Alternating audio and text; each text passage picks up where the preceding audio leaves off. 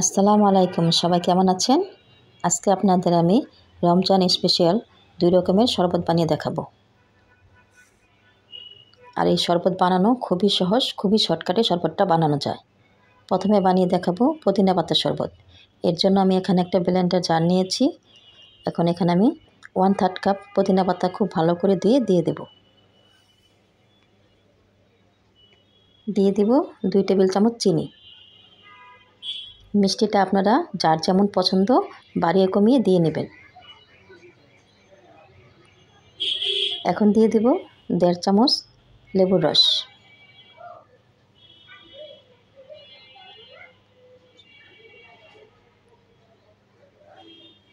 এখন দিয়ে দিব 1/4 চামচ ভাজা জিরার গুঁড়া।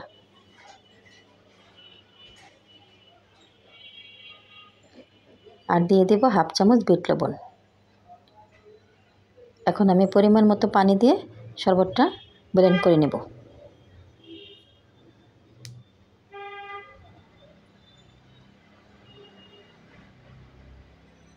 সারাদিন রোজা রাখার পর এরকম ঠান্ডা ঠান্ডা শরবত খেলে আমাদের সারাদিনের ক্লান্তিটাই দূর হয়ে যাবে।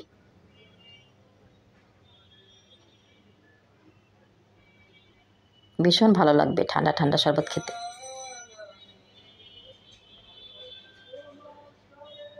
আশা করি আপনাদের কাছেও ভালো লাগবে আমার এই শরবতের রেসিপি।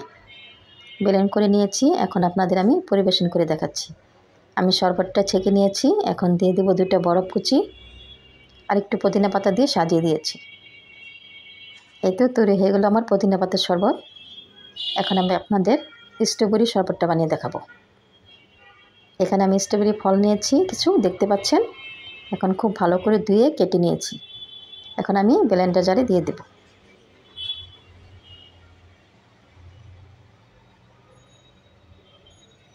এখন দিয়ে দেব কয়েকটা পুদিনা পাতা। পাতাগুলি আমি আগে থেকে ধুয়ে রেখেছি। এখন দিয়ে দেব 2 টেবিল চামচ চিনি।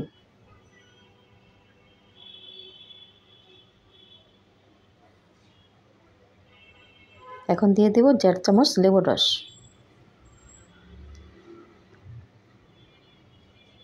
এখন দিয়ে দেব পরিমাণ মতো পানি, দিয়ে আমি ব্লেন্ড করে নেব। এই শরবতগুলো বানানো খুবই সহজ, সময়ও খুব কম লাগে। দিয়ে দেব 2 টুকরা বরফ।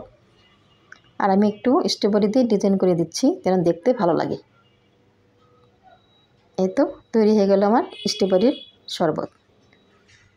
এই তো আমার 2টা শরবতই হয়ে গেছে। আমার ভিডিওটা যদি ভালো লাগে আমার চ্যানেলটা সাবস্ক্রাইব করবেন, পাশে থাকা বেল আইকনটি ক্লিক করে রাখবেন। ধন্যবাদ সবাইকে এতক্ষণ পাশে থাকার জন্য।